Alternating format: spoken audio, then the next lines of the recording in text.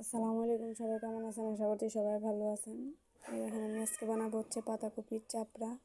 অনেকে বড়া খাইছেন, হয়তো চাপড়া কেউ খাইছেন কিনা আমি জানি না। বড়াটা সবাই বানায়, কিন্তু চাপড়া কেউ বানায় বা খায় কিনা আমি জানি না। তবে আমার খুব খাইতে মনে করলে তো আজকে বানালাম একদম তেল ছাড়া। বড়া বানাতে গেলে কিন্তু অনেক তেল লাগে, ওগুলো তেলের খাবার অনেক। তো যারা হিসাব করেন বা তেল ছাড়া খাবার খাইতে চান বা পছন্দ করেন, তাদের জন্য এটা একদম কোনো প্রকারের তেল দিব না, আমি তেল ছাড়াই করব। তবে যার যার ইচ্ছা করলে তেল দিয়েও করতে পারেন, কিন্তু আমি তেল ছাড়াই করব একদম।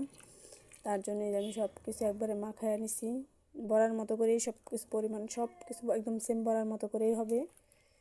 পাতাকপির পাকোড়া যেভাবে বানান সেম সেভাবেই হবে, খালি এটা চাপড়া হবে আর এটা তেলে ভাজা হবে ছোটো ছোটো করে। এটাই তফাৎ, এছাড়া আর কিচ্ছু নেই। দেখেন আমি কড়াইয়ের মধ্যে দিয়ে সুন্দর করে ভেজে নিলাম একদম তেল ছাড়া। তো আমার মতো তেল ছাড়া কেউ বানাতে চান তাহলে বানাতে পারেন। আমি ভিডিও পর্যন্ত ছিল।